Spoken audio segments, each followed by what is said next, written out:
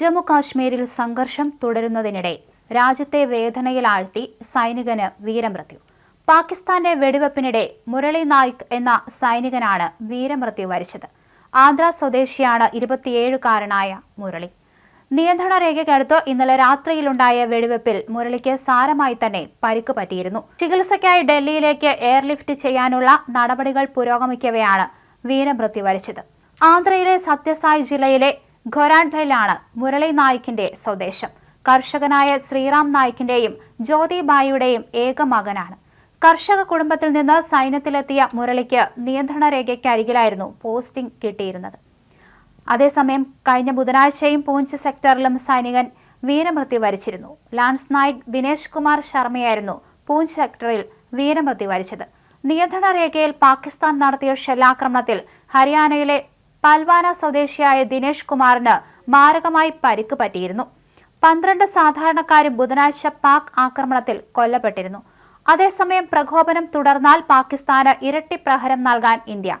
സംയുക്ത സൈനിക മേധാവിയും സേനാ മേധാവിമാരുമായി പ്രതിരോധ മന്ത്രി നടത്തിയ ചർച്ചയിൽ ആക്രമണം കടുപ്പിക്കാൻ തീരുമാനിച്ചു. യോഗ തീരുമാനം പ്രതിരോധ മന്ത്രി പ്രധാനമന്ത്രിയെ ധരിപ്പിച്ചു. യുദ്ധസമാന സാഹചര്യം ഔദ്യോഗിക യുദ്ധപ്രഖ്യാപനത്തിലേക്ക് നീങ്ങുമോ എന്നതിലാണ് ആകാംക്ഷ. ഇന്ത്യയുടെ തുടർ നീക്കങ്ങളിലടക്കം നിർണായകമാകുന്ന ഉന്നതതല യോഗമാണ് ദില്ലിയിൽ പ്രതിരോധ മന്ത്രിയുടെ നേതൃത്വത്തിൽ നടന്നത്. നിലവിലെ സുരക്ഷാ സാഹചര്യമടക്കം യോഗത്തിൽ ചർച്ചയായി. സൈനിക മേധാവിമാരും പ്രതിരോധ മന്ത്രി രാജ്നാഥ് സിംഗും അടക്കമുള്ളവർ യോഗത്തിനിടെ ചിരിക്കുന്ന ചിത്രമാണ് കേന്ദ്രം പുറത്തുവിട്ടത്.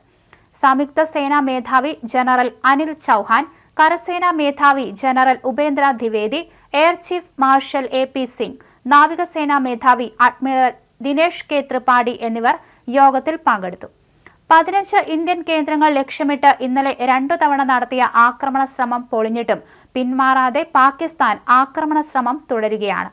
ജമ്മു കാശ്മീരിൽ ഭീകരപ്രവർത്തനങ്ങൾ നടത്താനായി സാംബ ജില്ലയിലൂടെ നുഴഞ്ഞുകയറാൻ ശ്രമിച്ച 7 ഭീകരരെ അതിർത്തി രക്ഷാസേന വധിച്ചിരുന്നു. ഇന്ത്യക്കെതിരെ പ്രകോപനം തുടരുകയാണ് പാകിസ്ഥാൻ. അതിർത്തി ഗ്രാമങ്ങളിൽ സാധാരണക്കാർക്ക് നേരെ ഷെല്ലാക്രമണം നടത്തി പകരം വീട്ടുകയാണ്.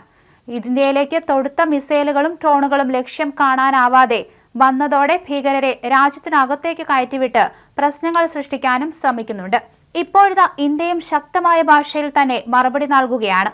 അതിർത്തി കടന്ന പാകിസ്ഥാന്റെ 3 യുദ്ധവിമാനങ്ങളും 50-ലേറെ ഡ്രോണുകളും 8 മിസൈലുകളും ഇന്നലെ രാത്രി തന്നെ ഇന്ത്യ വെടിവെച്ചിട്ടു.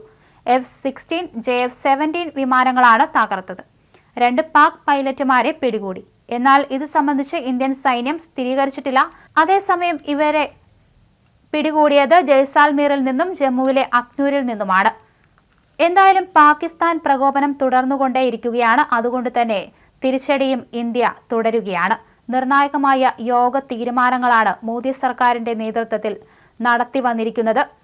രാജ്നാഥ് സിംഗ്, അതുപോലെ അജിത് ഡോവൽ, അമിത് ഷാ എന്നിവരൊക്കെയുള്ള കൂടിക്കാഴ്ചയിലാണ് ഇത്തരത്തിൽ നിർണായക തീരുമാനം കൈക്കൊള്ളുന്നത്.